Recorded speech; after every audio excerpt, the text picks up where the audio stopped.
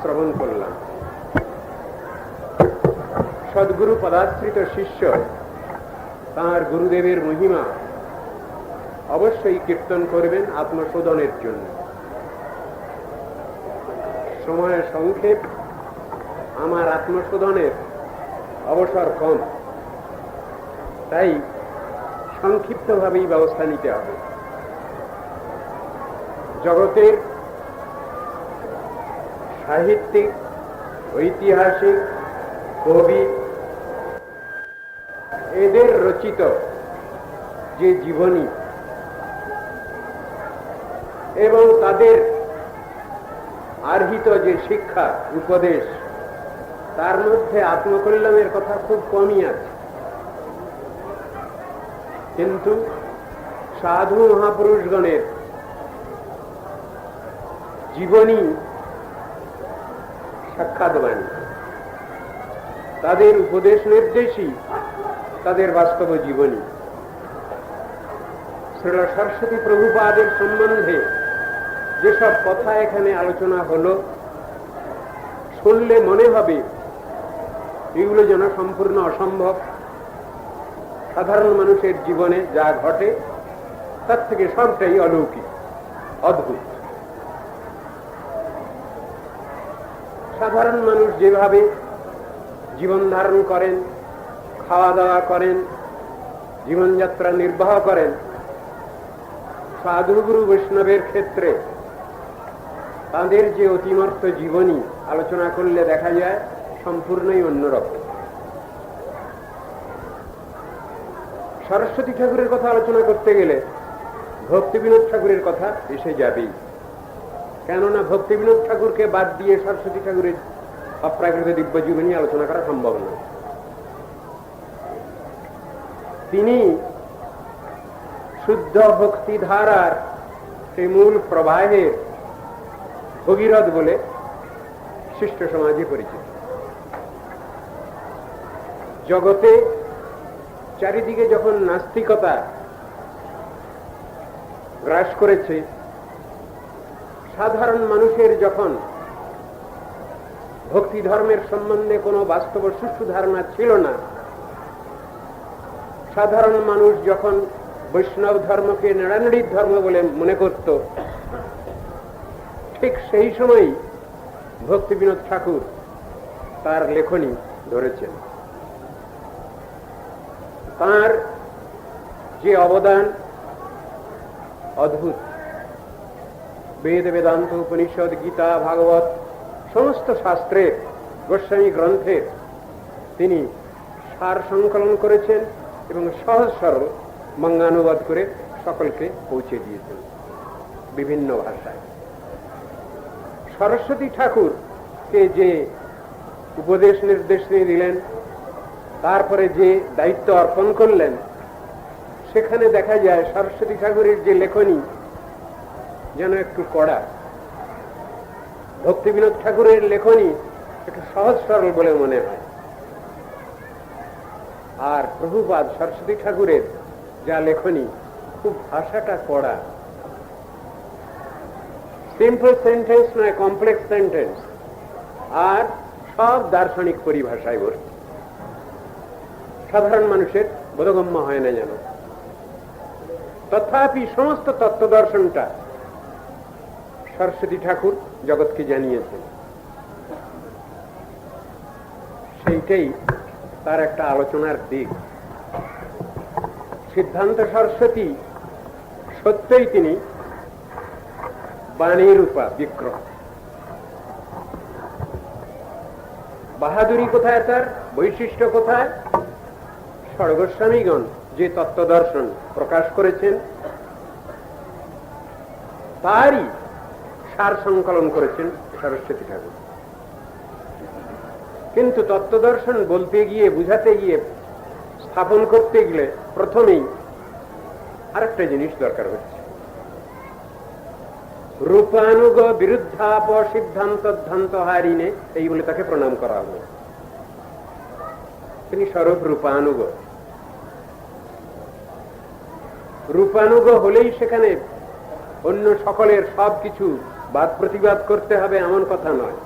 কিন্তু তত্ত্ব সিদ্ধান্ত স্থাপন করতে গেলেই সেখানে অপসিদ্ধান্ত নিশ্চয়ই নিরাশ করতে হয়, তা নাহলে সৎ সিদ্ধান্ত স্থাপিত হয় না। প্রভুপাদের প্রথমকার প্রচারের সময়টা কিছুটা ওই রকমই ছিল, লোক সংগ্রহ যাকে বলা যেতে পারে। এবং ভক্তিবিনোদ ঠাকুর যেমন নিজেকে নামহট্টের ঝড়ুদার বলে পরিচয় দিয়েছেন, সরস্বতী প্রভুপাদেরও ওই রকম কাজ কিছু ছিল। দুনিয়ায় যে সমস্ত নাস্তিক্যবাদ চলছে সনাতন ধর্মের নামে, বৈদিক ধর্মের নামে, বৈষ্ণব ধর্মের নামে, সেগুলোকে সুন্দরভাবে তাকে বুঝাতে হয়েছে। স্থান পরিষ্কার না করলে তো ভগবানের উপবেশনযোগ্য হয় না। তো বিশুদ্ধ সিদ্ধান্ত কোথায় সংস্থাপিত হবে? স্থানটি পরিষ্কার করতে হবে। তো জগতে যত জঞ্জাল আছে, আবিলতা কুবিলতা যা কিছু আছে, এগুলোকে তিনি প্রথমেই অপসারিত করার চেষ্টা করেছেন, তারপরে বিশুদ্ধ সিদ্ধান্ত স্থাপন করেছেন। ষড়গোস্বামীর যে বিচারধারা, তার যে চরম শিক্ষা, সেইটাই তার মূল বক্তব্য ছিল। গৌড়ীয় গুরুবর্গের যা বক্তব্য, রূপানুগ গুরুজনের যে বক্তব্য, সেইটাই তিনি রেখেছেন। মাথায় ঢোকে না আমাদের। সাধারণ মানুষের ধর্মকর্ম সম্বন্ধে কোনো বাস্তব ধারণাই নেই। দুনিয়ার যত কিছু ধর্মের নামে যা কিছু চলছে, ভাগবত সেগুলোকে সবই সমালোচনা করেছেন, খণ্ডন করেছেন।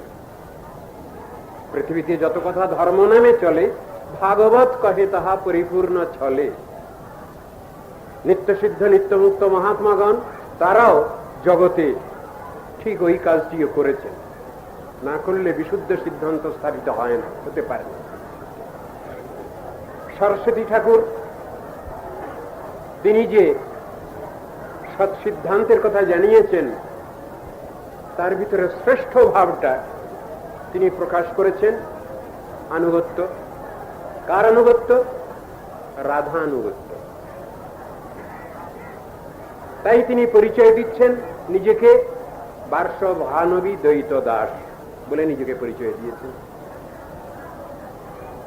কথাটা একটু বিশেষ করে বুঝবার, বৃষভানু নন্দিনীর উপরওয়ালা মালিক তার দাস তিনি, এমন পরিচয়টা দিয়েছেন। রাধার দাসীর কৃষ্ণ সর্ববেদে বলে, ভক্তিবিনোদ ঠাকুর এক জায়গায় বললেন। শুধু রাধার দাসী না, রাধার দাসীর কৃষ্ণ কতটা বলা হয়েছে, একটা আনুগত্য আছে সেখানে। শ্রীল সরস্বতী প্রভুপাদের বিচারধারার মধ্যে দেখা যায়, তিনি তাঁর গ্রন্থের মধ্যে কোনো জায়গায় বুঝাবার চেষ্টা করেছেন যে রাধারানী তিনি কৃষ্ণ বিরহ কাতর, তিনি শ্রীকৃষ্ণের অন্বেষণ করছেন। এই যে ভাবটা, এটা একরকমের। আর সরস্বতী প্রভুপাদের বিচারধারার মধ্যে দেখতে পাওয়া যায় শ্রীকৃষ্ণ রাধার জন্য চিন্তা বিশিষ্ট হচ্ছে, এমন বিচারটা রয়েছে সরস্বতী প্রভুপাদের মধ্যে। এই বিচারটা লক্ষ্য করা গেছে। অষ্টদীয় গুরুপাদ জিনিসটাকে ধরেছেন এবং সেটাকে বুঝাবার চেষ্টা করেছেন। বিরহ বিধুরা রাধা তিনি কৃষ্ণের অন্বেষণ করছেন। সরস্বতী প্রভুপাদের বিচারের মধ্যে দেখা যাচ্ছে কৃষ্ণ স্বয়ং তিনি রাধারানীর জন্য চিন্তা ভাবনা করছেন। এ একটা অদ্ভুত ধরনের বিচার শুনলে মনে হবে, কিন্তু বিচারগুলো এরকম আছে। গুরুবর্গের মধ্যে এইরূপ অদ্ভুত রকমের বিচারগুলো আছে, যেটা তাদের অন্তঃচিন্তিত বিষয়। তাকে একটা ঠিক স্বপ্নবিলাস বললে হবে না, বা সেটা একটা খেয়াল খুশি কিছু একটা তা বললে হবে না। তাদের ভিতরে যে ভাবগুলো আছে সেগুলো সব বাস্তব, ইট ইজ ইন রিয়েলিটি। সেই জিনিসটা বুঝানো হয়। সরস্বতী প্রভুপাদ ঠিক সেইভাবেই সমস্ত গৌড়ীয় বৈষ্ণব জগৎকে তাঁর চিন্তিত তত্ত্ব দর্শনটা বুঝাতে চেয়েছে। শাস্ত্রে সব তাঁর উপদিষ্ট যেসব গ্রন্থাদি রয়েছে তার ভিতরে সেগুলো রয়েছে পরিস্ফুট। আমরা ঠিক সেই বিচারটা যদি গ্রহণ করতে পারি তাহলেই আমাদের রূপানুগত্যের কোনমাত্র লেশমাত্র লাভ হতে পারে।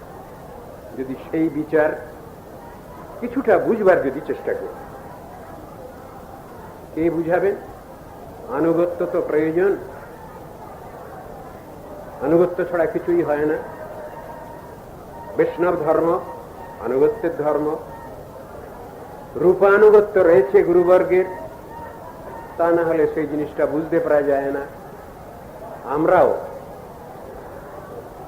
সেই রূপানুগত্যকারী রূপানুগ গৌড়ীয় বৈষ্ণবগণেরই আনুগত্য করেই আমরা সেই তত্ত্ব দর্শনটা জানবার বুঝবার চেষ্টা করি। আমার এখানে বলবার অবসর নেই, বেলাও হয়ে যাচ্ছে। সেই জন্যে সর্বশেষে আমি প্রার্থনা করি, আদিতে মধ্যেতে অন্তেতে প্রার্থনা জানাই যে সেই স্বরূপ রূপানুগবর শ্রীল সরস্বতী প্রভুপাদ তিনি তার তত্ত্বদর্শন আমাদিওকে কৃপা করে উপলব্ধির আশীর্বাদ করেন। আর গুরুবর্গের আশীর্বাদ না হলে সরস্বতী প্রভুপাদেরও যে অতিমর্ত জীবনচরিত বা শিক্ষা সেটাও আমরা আলোচনা করবার বুঝবার কোন রকম সুযোগ সুবিধা পাই না। সেই জন্য তার কাছেও প্রার্থনা করব যে তিনি আমাদের অবস্থা বিবেচনা করে, অধিকার বিবেচনা করে আমাদিওকে সেই রূপানুগ তত্ত্ব আমাদের ভিতরে যাতে প্রকাশিত হয়, স্ফূর্তি লাভ করে, সেই রূপ আশীর্বাদ করবে। সেই তিনি শ্রী রাধার নয়নমণি স্বরূপ রূপানুগবর পার্শ্বভানবী দ্বৈত দাস প্রভু, তিনি আমাদিওকে এইভাবে আশীর্বাদ করুন। তার আশীর্বাদ প্রার্থনাই আমাদের একমাত্র উপজীব্য। মঞ্চাকল্পতরুভ্যশ্চ কৃপা সিন্ধুভ্যৈব পতিতানাং পাবনেভ্যো বৈষ্ণবেভ্যো।